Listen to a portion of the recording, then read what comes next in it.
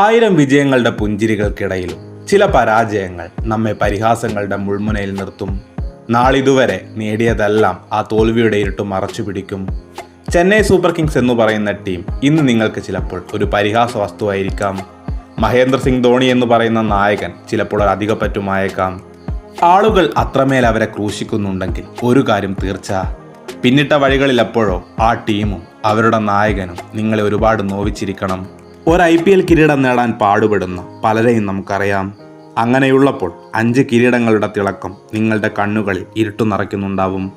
പ്രതാപത്തിൻ്റെ ആ വസന്തകാലം പോയി മറഞ്ഞു എന്നത് യാഥാർത്ഥ്യമാണ്. ടീമിനെ അഴിച്ചു പണിയേണ്ട സമയം അതിക്രമിച്ചിരിക്കുന്നു.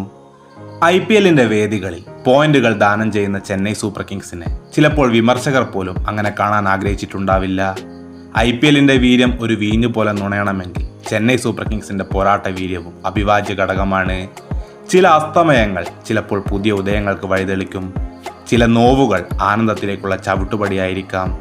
ചില പ്രതീക്ഷകൾ നാളെയുടെ വിജയമായിരിക്കും. ഒന്നും എവിടെയും അവസാനിക്കുന്നില്ല. CSKയുടെ തിരിച്ചുവരവിനായി ക്രിക്കറ്റ് ലോകം മുഴുവൻ കാത്തിരിക്കുകയാണ്. പൊൻപുലരികൾ വീണ്ടും പുലരട്ടെ. കൂടുതൽ ക്രിക്കറ്റ് വാർത്തകൾക്കായി ഈ ചാനൽ മറക്കാതെ സബ്സ്ക്രൈബ് ചെയ്യൂ.